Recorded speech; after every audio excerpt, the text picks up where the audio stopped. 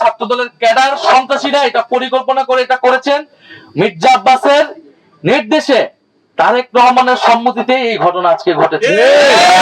নির্বাচন commission, police প্রশাসন নীরব ভূমিকা পালন করছে। একটি দল একটি জোটকে তারা বিশেষ সুবিধা দিচ্ছে, তারা আচরণ বিধি ভেঙে তাদের ইচ্ছা মতো তারা প্রচারণা করতেছে। অন্যদিকে আমাদের যে ঐক্যবদ্ধ বাংলাদেশের জোটের যারা প্রার্থী রয়েছে, নেতাকর্মী রয়েছে, তাদেরকে বিভিন্ন জায়গায় টার্গেট করা হচ্ছে। এনসিপির তরুণ প্রার্থীদেরকে টার্গেট করা হচ্ছে, হামলা করা হচ্ছে। আমাদের বোনেদের, মায়েদের যারা আমাদের নির্বাচনের পক্ষে কাজ করে যাচ্ছে, তাদেরকে টার্গেট করা হচ্ছে। এক দলের প্রার্থীদের দিকে ডিম নিক্ষেপ করা হলে অন্য দলের প্রার্থীদের উপরও ডিম পড়বে। এই সকল কিছু একটা পরিকল্পনার অংশ।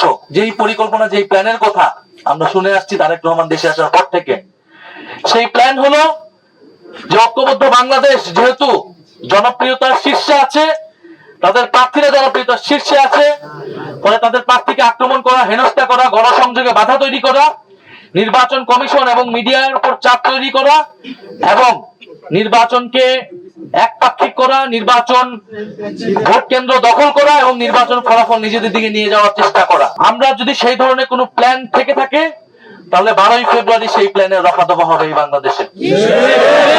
এই যে ঢাকা 8 আসন, ঢাকা 18 আসন এবং সারা দেশে আমাদের মহিলা এবং আমাদের বোনদের উপরে যে আক্রমণ হচ্ছে, সেই আক্রমণ যদি অব্যাহত থাকে তাহলে এর পরিণতি ভালো হবে না এবং এর পরিণতি বিএনপিকেই নিতে হবে। যারা জনগণের সেই মতের উপর শ্রদ্ধাশীল না, যারা নিজেদের উপর কোনো আত্মবিশ্বাস নাই, তারা প্রতিপক্ষকে ভয় পাচ্ছে এবং প্রতিপক্ষকে দমন করার চেষ্টা করছে। মির্জা আব্বাস সাহেবও কোনো ভুল ত্রুটি ঊর্ধ্বে না, কোনো সমালোচনা ঊর্ধ্বে না। ওনার সমালোচনা করা যাবে না। এই ঢাকা শহরে এমন কোন নিয়ম, এমন কোন আইন জারি হয় নাই। জিয়াউর রহমান মির্জা আব্বাসকে ডেকে একটা হুন্ডা এবং 30 টাকা দিয়ে বলছিলেন আমার সাথে রাজনীতি করো এবং ইলেকশনে কাজ করো। ওইখান থেকে তার রাজনীতির যাত্রা বিএনপির সাথে। সেই জায়গা থেকে তিনি ঢাকা শহরে সাম্রাজ্য তৈরি করছেন। এই সাম্রাজ্য কিভাবে হয়েছে এ বাংলাদেশের মানুষ জানে, ঢাকা শহরের মানুষ সেটা জানে।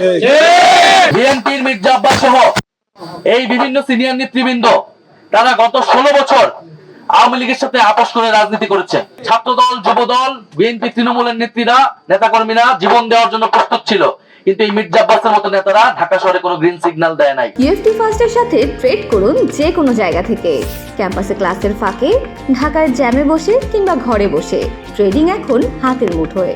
তাই ট্রেড করুন যখন খুশি, যেখানে খুশি।